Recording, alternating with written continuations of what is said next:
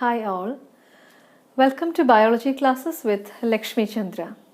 As promised, in today's session, I'll take you towards the exact process what is happening in PCR. The whole process that is happening there can be just categorized under 3 steps. Okay? Denaturation, annealing, and extension. Once we understand these 3 steps, it is very simple to understand the whole process of PCR. So let's look at the process. As I had mentioned in the previous previous session, I had taken you towards the different requirements for PCR. There I had mentioned like this PCR, the base is like our DNA replication. So once again, I would like to just bring it to you that DNA replication is, the video is already uploaded. You can just go through that, understand the concept, and then watch this video if you don't get clarity. Okay. So process here, like our DNA is having 2 strands. One is running from 5' to 3'. Another one runs from 3 to 5. Okay. So this is, I have just represented the double helical structure of DNA here. The first step in DNA replication is breaking off this hydrogen bonds and separation of the strands. Okay, there the enzyme helicase comes and does this. It unwinds the helix, the enzyme helicase.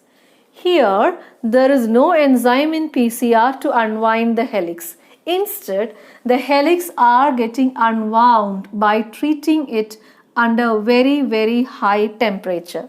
Under very high temperature, this DNA template strand is subjected to. So when it is subjected to very high temperature, what happens? The 2 strands gets separated. As a result, you can say it undergoes something called as denaturation. That is the first step. So denaturation is done using very high temperature. So once denaturation is done, how the strands will look like? The strands got separated. Now it looks like this. The 2 strands are now separated. Okay. Second step is annealing. Annealing means here comes the role of the primers. Regarding primers, I have just taken in the previous session what the primers are here in PCR when I took the requirements. Okay, if you have not watched, please go through that. So primers are added at the 3' end of the template strand. So this is our template strand. This is the 3' end of the template strand. 3' end here. So towards this region, the primer is added. And for this template strand, this is the 3' end. Here towards this region, the primer is added. So since this is ending with 3', usually the primer will begin with 5'. Here also primer begins with 5'. And we all know that DNA polymerase can polymerize only in the 5' to 3' direction. So for that, primer is added as a starting. Primer is added. So when the primer is added, that step is called as annealing. So instead of putting annealing here, for clarity, I'll draw once again and I'll just make it clear for you. Okay. So this is after denaturation, it looks like this. After annealing, still the strands are separated. One is running in 5' to 3'. Another one runs from 3 to 5. The strands are separated. But after annealing, what is happening is primers are added at the 3' end. Why I am drawing like this is because in your board exam, PCR is a very important question, and usually it will be asked like explain with the help of a diagram the 3 steps in PCR. So you have to be very clear. You have to draw the template strand first. Your first step is denaturation, after which how the strand looks like that you have to represent it. Followed by your second step is annealing. After that, how the strands look like that you have to represent. Okay. And the third process is extension. Extension is using dNTPs and Taq DNA polymerase. you are extending the DNA. So how that is done? So here, before understanding what is dNTP and before understanding extension, you should know what is dNTPs and why we are using Taq DNA polymerase. For understanding that, please watch the previous video which I have put regarding the requirements in PCR, where you will come to know an important feature of Taq DNA polymerase. That is a polymerase which can withstand very high temperature. And why we are using it? Because in this first step itself, denaturation is done at very high temperature, and all this process are done in a PCR machine. Okay, so where the temperature will be very high, all these primers, this dNTPs, Taq DNA polymerase, DNA template, everything is put together inside that machine. So whatever we are putting, it should withstand the very high temperature. So that's why we have taken not the normal DNA polymerase but Taq DNA polymerase, which can withstand very high temperature. Okay, let's see extension also. So extension, I'm putting an arrow here, okay, and this is extension. After extension, what happens? I'll just draw it here for you. So 3 steps, this is for easy for you to understand. I have just noted it down here. Okay, so after extension, how it looks like. So the same arrow I am putting here, this one, extension here, using Taq DNA polymerase, the extension is done.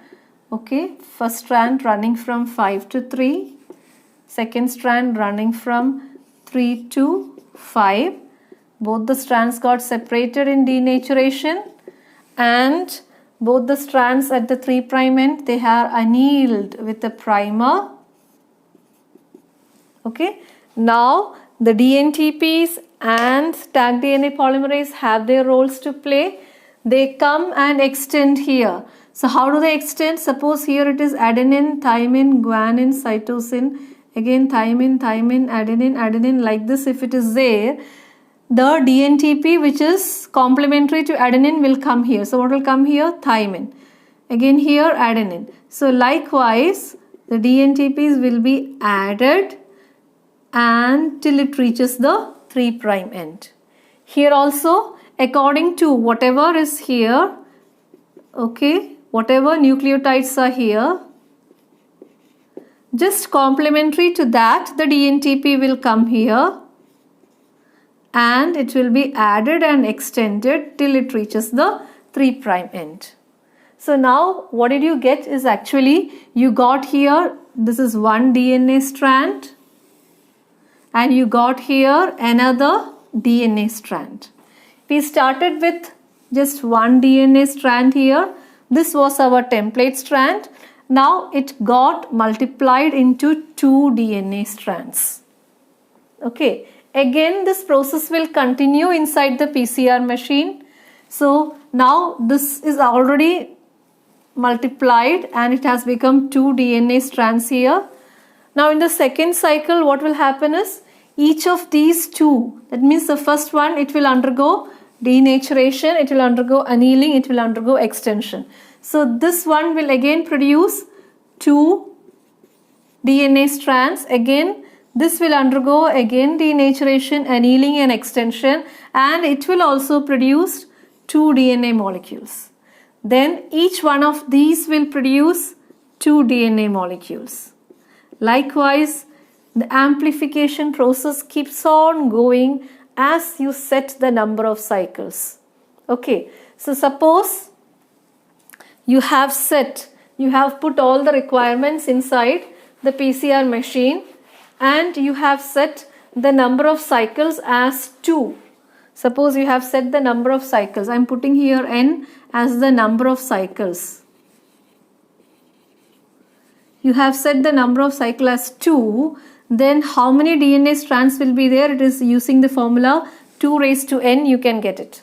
So where n is the number of cycles. So 2 raised to 2. After 2 cycles you will get 4 DNA molecules. Similarly 2 raised to, suppose after 4 cycles, that is 2 into 2 into 2 into 2. 2 into 2, 4 into 2, 8 into 2, 16. 16 DNA molecules you will get after 4 cycles. So after 10 cycles, how many you will get? You will get millions and billions. Okay, so likewise, how many DNA copies you want, that much cycle you will set it in the PCR machine, you will put all the requirements and things will easily happen inside that. So what is happening inside that we have learned now. So we have actually completed a process which will amplify the gene of interest. This word, please keep it in mind. This is an amplification method, and this is happening in vitro, means under controlled lab conditions, without the use of any organism, without the use of any bacterial cell or any vector or any plasmid. So we have learned today about an amplification method, that is PCR. I hope you all understood it, and if you have any queries, any doubts, feel free to ask. Thank you all.